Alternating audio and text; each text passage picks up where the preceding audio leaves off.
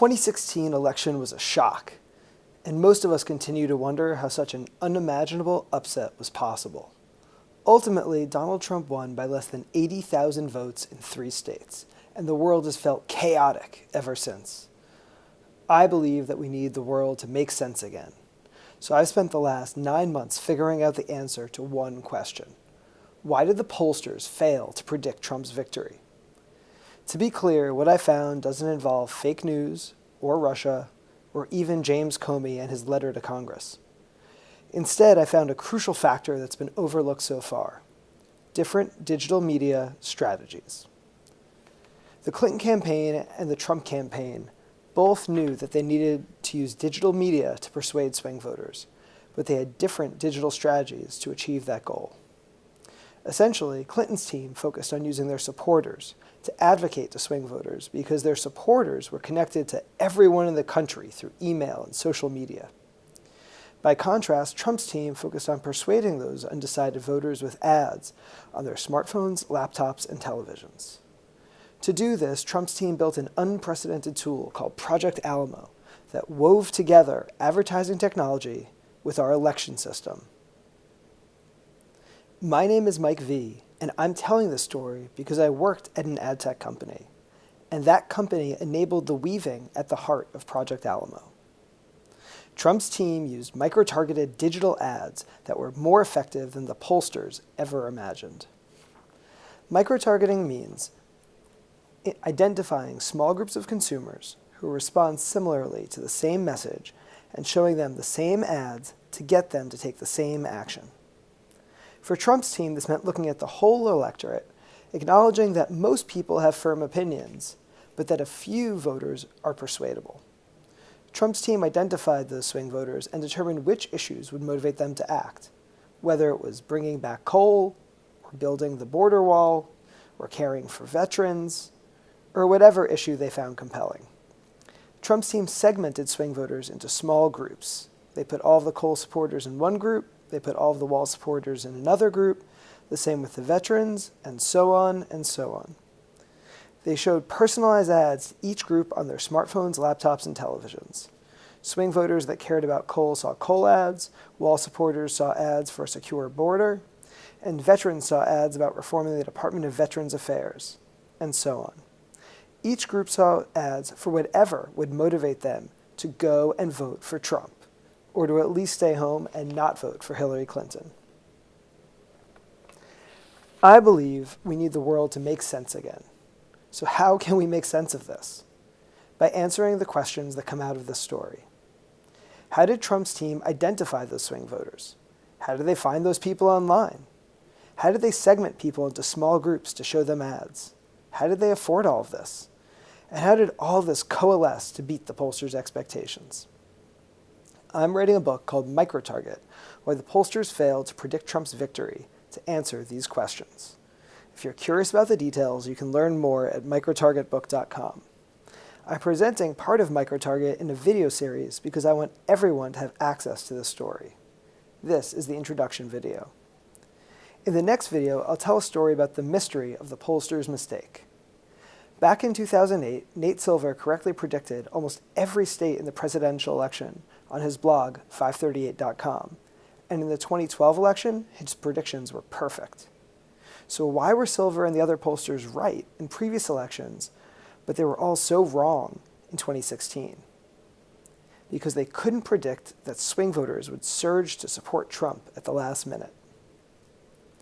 The second story is about historical precedent, because 2016 wasn't the first time that society encountered a breakthrough technology. The Wright brothers invented aviation technology, but for years society thought their breakthrough was impossible. People literally saw the Wrights flying, but didn't believe their own eyes. It took a Nobel Prize winner and a MacArthur genius to discover that we decide that an outcome is impossible if we can't imagine any chain of events that could cause it to occur. Why was it considered impossible that the Wrights achieved their breakthrough? Because people couldn't imagine a chain of events that would allow a machine to fly. Similarly, the key to understanding the mystery of Trump's win is imagining the chain of events that led to it. Trump's team used digital ads to get millions of people to vote for him, which is why the third story is about persuasion. For most of us, Google and Facebook are how we learn and communicate online for free. But those companies are so valuable because they make money from digital advertisements. This third story is about the heads of those companies, Larry Page and Mark Zuckerberg, and their technological breakthrough in microtargeting. It used to be that persuasion was imprecise and expensive. So why is influence now affordable? Advertising technology, or ad tech, enables marketers to identify persuadable people online and to influence them with micro-targeted digital ads. Most of us have had ads chase us around the internet. When micro-targeted ads merely influenced consumers to buy a few more pairs of shoes, there wasn't a compelling reason for people outside of the ad tech industry to understand how it worked. Of course, nobody built ad tech to get Donald Trump elected. But now that micro-targeted ads significantly affected who became the leader of the free world, we need to develop a collective understanding of how they're different from conventional ads and why they're so powerful. The next story, the fourth story, is about the election system. In 2000, the controversial election of Bush versus Gore revealed problems in our election system. The country waited for weeks for a recount in Florida, and the election was ultimately decided by the Supreme Court. Nobody wanted another controversial election, so a bipartisan commission recommended changes that ultimately became law. One provision of the law gave politicians access to individual voter data and put the election system on a collision course with ad tech. For instance, the Florida Department of State declares, all voter registration information is public record, including your name, address, date of birth, party affiliation, phone number, and email address. This data played a pivotal role in the 2016 election. This is real data. Someone really registered to vote as Kristen Black in apartment 124 in Gainesville, Florida. Politicians from Lincoln to Obama have wanted to reach out to voters directly, and gaining access to individual voter data finally let them do so. In fact, this was an important part of Obama's success. In 2016, Hillary Clinton followed Obama's playbook and selected as head of digital marketing, Teddy Goff, to lead her campaign.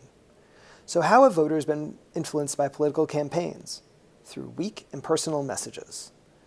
Under Obama, Goff discovered that delivering those weak messages by trusted friends made them a little stronger, hence his focus on supporters. What Goff didn't realize was that between 2012 and 2016, digital advertising became dramatically more effective. Influencing voters is nothing new, but this story about a modest improvement on conventional persuasion highlights why Trump's approach in 2016 was so successful. The final story in the video series is about Project Alamo. Donald Trump hired Alexander Nix and his company, Cambridge Analytica, to develop his digital strategy. So how did all this coalesce to create the shocking result in the presidential election? Trump's team built Alamo to deliver strong, personalized messages.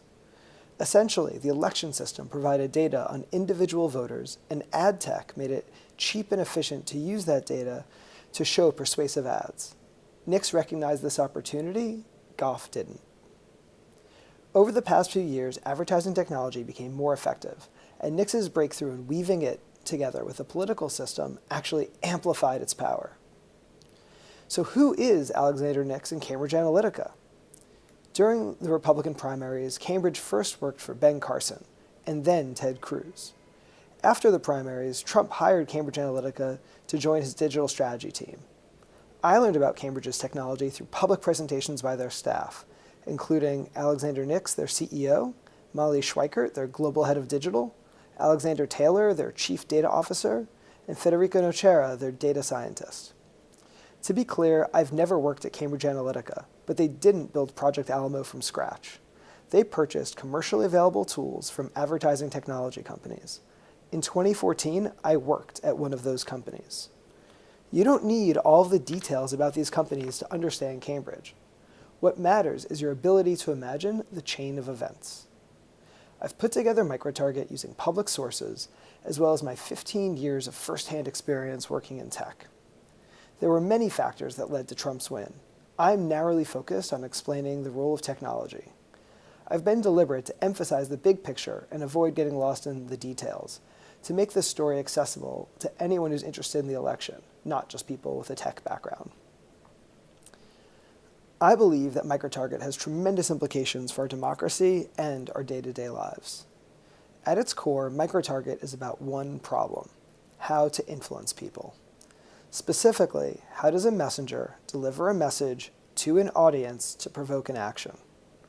In the 2016 election, the audience that mattered were swing voters, and the messengers influencing them were advertisers, the swing voters' friends, and journalists in the news media. To better understand a messenger's goals and challenges, put yourself in that role. Here's an easy example that doesn't involve politics. Let's say that you want to make your friend run away. You're the messenger, and your friend is the audience, and the action is run away. What message do you send to provoke that action? Let's say you shout, "Bear!" and she runs away. Success! Your message worked. Let's try that again, but with a different friend. Again, you say, "Bear!" but your friend stays put because she actually likes to shoot bear. So your message worked with one person, but not with another. The point is that it's difficult for a messenger to provoke an action. Matching the right message to the right audience is the key to persuasion. In this simplified example, you were the only messenger and the audience was just your friend. In the real world, audiences are big and diverse, and there are many messengers trying to influence them.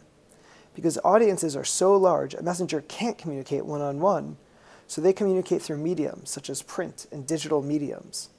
Examples of print mediums are letters, newspapers, and billboards. Examples of digital mediums are phones and laptops. When a messenger matches the right combination of message and medium, the audience is provoked to act. Conventional communication has a matching problem. It delivers one message at one large group of people. We've all been in a group like this and been bombarded by annoying, irrelevant ads.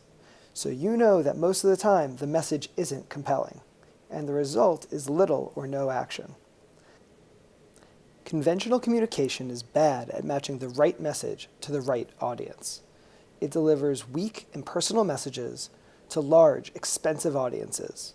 Of course, the bigger the audience, the more expensive the ad campaign. In the 2016 election, the candidates wanted to persuade swing voters, but faced the matching problem. How could they deliver compelling messages to swing voters?